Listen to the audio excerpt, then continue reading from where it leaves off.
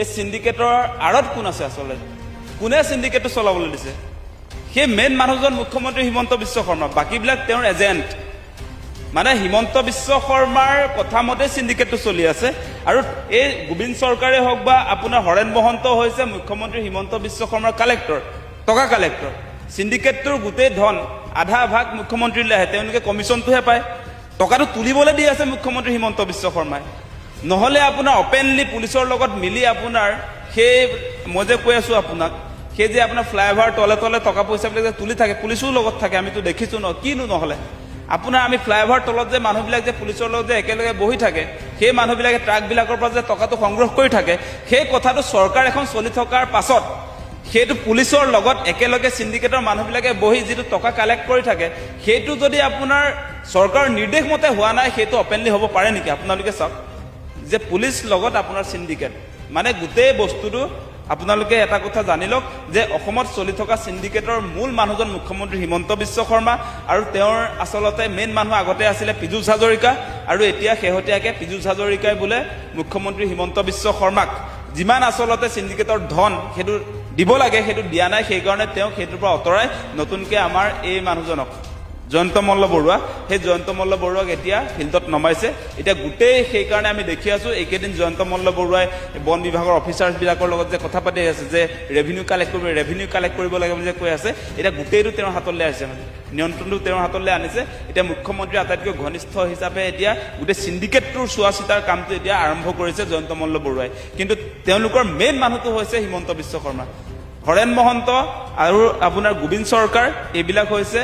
এই হিমন্ত বিশ্ব শৰ্মা এইজনৰ আসলতে মানি কালেক্টৰ এই হিমন্ত বিশ্ব শৰ্মাৰ এজেন্ট বেলেগ মানুহ নহয় সেই কথাটো ৰাইজে বুজি পাব লাগিব মানে সেইটোৱে কথা বেলেগ নাই কি কথা আছে অখিল গগৈ যদি সিন্ডিকেটৰ পইচাই পায় তেনেহ'লে ডেফিনেটলি তেওঁ সিন্ডিকেটটো বন্ধ হ'ব লাগে বুলি ক'বলগীয়া নহ'লহেঁতেন সিন্ডিকেটটো যে চৰকাৰে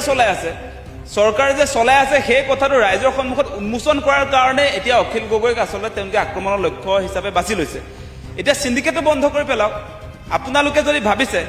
অসমৰ ৰাইজৰ কল্যাণৰ কাৰণে বা অখিল গগৈ তাৰ পৰা যদি পাৰ্চেন্টেজ পায় বন্ধ কৰি পেলাওক তেতিয়া পাৰ্চেন্টেজো নাপাব আপোনালোকেও নাপাব অসমৰ ৰাইজে তাৰ সুফলটো পাব গতিকে সেই কামটো কিয় নকৰে এতিয়া হৰেণ মহন্তই হওক বা আপোনাৰ গোবিন্দ চৰকাৰে হওক তেওঁলোকে যি ধৰণৰ আচলতে সিন্ডিকেট চলায়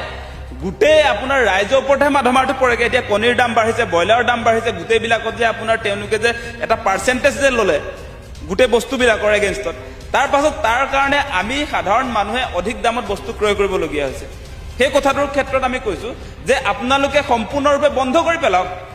বন্ধ নকৰাকে বন্ধ কৰিম বুলি ক'ব নোৱাৰাকে এতিয়া আলটু ফালটু কিবা কিবি কথা কৈ গোটেই বিষয়টো যদি আপোনাৰ বেলেগ ফালে লৈ যায় তেতিয়াহ'লে ৰাইজৰ মংগল নহয় সেই কথাটোৱে সিন্ডিকেট চলিছে আমিও দেখি আছো যে ট্ৰাকবিলাকৰ পৰা কেনেকৈ টকা পইচা কালেকশ্যন কৰা হয় ফ্লাইঅভাৰ তলে তলে খানাপাৰা যোৰাবাট আপোনাৰ শ্ৰীৰামপুৰ গেট সেইবিলাকতো আমি দেখি আছো আপোনালোকৰ কেমেৰাবিলাকতো কেতিয়াবা ওলাই পইচা এনেকৈ দি থৈ যোৱা গতিকে তেনেকৈ আচলতে সংগ্ৰহ কৰি থকা হয় আৰু এনেও আপোনালোকে জানিব যে ট্ৰাকবিলাকৰ পৰা আমিও বহুত ট্ৰাক ড্ৰাইভাৰৰ লগত আমি কথা পাতি জানো যে তেওঁলোকৰ প্ৰতিখন ট্ৰাকে এই যিবিলাক বস্তু লৈ যায় তেওঁলোকে জেগাই জেগাই আপোনাৰ 20,000 25,000 তেনেকৈ দি যাবলগীয়া হয় বুলি কৈছে সেই কথাটোতো মিছা নহয় গতিকে এই মুহূৰ্তত সিন্ডিকেট চলিছে সিন্ডিকেটটো বন্ধ কৰি দেখুৱাওক সৎ সাহস আছে যদি